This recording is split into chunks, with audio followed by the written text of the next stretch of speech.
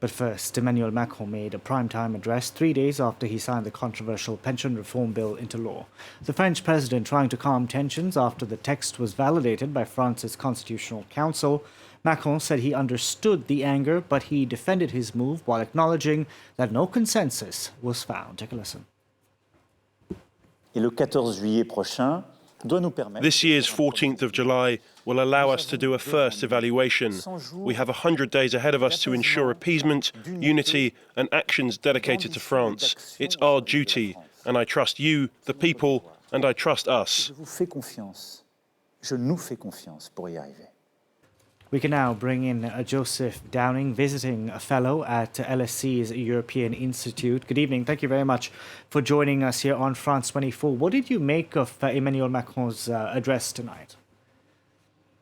Yeah, it was very interesting because he said a lot, but he didn't say very much at the same time. So he says he regrets not reaching a consensus on the pension reforms, but this is obviously something he didn't regret enough to not kind of force it through using quite undemocratic methods. He raised the spectre of discussing the question of the distribution of wealth within France, which is something that is very much at the heart of the current political debate in France, because France has seen over the past few decades a massive increase in income inequality, with the rich getting richer and the poor getting poorer, something we've seen across much of the democratic, industrialized world. And the reason that this sets up Macron for some significant trouble is because he's seen as somebody who's benefited from that rise in inequality. He's seen as a president of the rich. And I don't think his address tonight, as you can see on the screen currently, next to a gilded window, is really going to appease people who are worrying about the erosion of their purchasing power and how they're going to fill the fridge over the next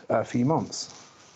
What was interesting to me is that he said he understood the anger, but just a couple of weeks ago, he sort of made the comparison to the demonstrations out on the streets of France with the January 6th insurrection in the United States.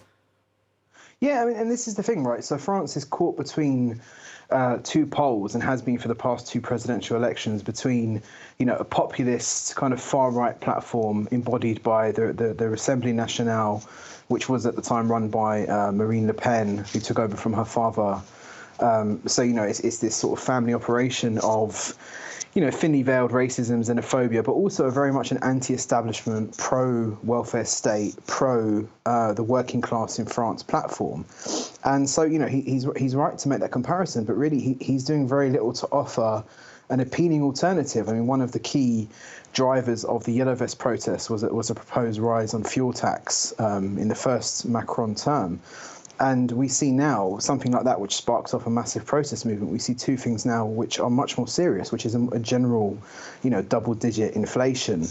And now, for the French being told, OK, you're going to be poorer and you're going to also have to work longer, while people like Macron clearly won't have to face those difficulties. So he's not really, I think, coming across as a very sympathetic figure, unfortunately.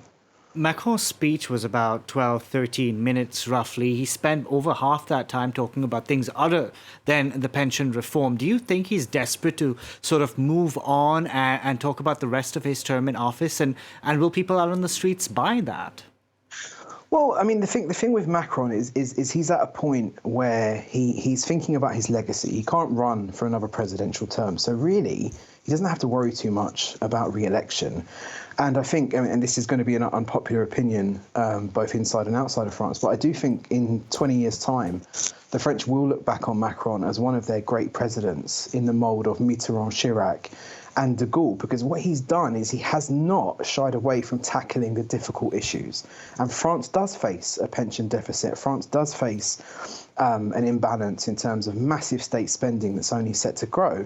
And Macron has come on the scene, and he has, whether it's popular or unpopular, delivered on those promises and really got France moving. He's massively reduced unemployment rates in France. He's steered France through the shock, the exogenous shock of the COVID pandemic. And I do think he will be looked back on with some nostalgia and as one of those great sort of strong French statesmen. But that's not how he's seen right now. And that's the key problem, I think, is that for the medium term, he will push further reforms because that's how he sees his legacy shaping out. But this is not going to be popular, and neither will he be very popular with the French public. You can see his approval rating currently is really low. So I don't think this battle is over by any means. He did say that there was no consensus reached during this whole process. So clearly there's an acknowledgement that the manner things were done was not ideal in his opinion. Nevertheless, he did sign the bill into law just a couple of hours after it was validated by France's Constitutional Council. Do you think people who are going to forget the way the president did things? No, and I think this is really the stain on this whole process and on Macron's record more broadly is that he did override the democratic process. He did bypass the legislature because he was worried about losing a vote. And while it is constitutional, right, it is legal because there is that provision in the French constitution to end a deadlock in a sense. But a provision he said he wouldn't use.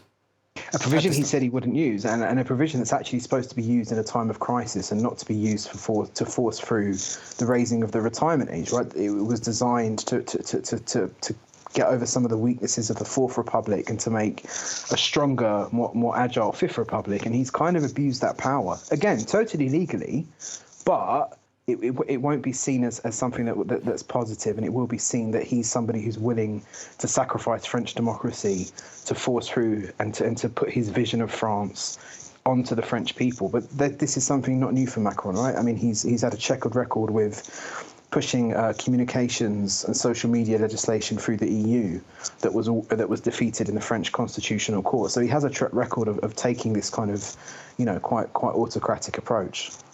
Joseph Downing, we're going to have to leave it there. Thank you very much for joining us on the program tonight. And while Joseph was speaking, we were showing you images of a protest breaking out on the streets of Paris in the aftermath of Emmanuel Macron's primetime address.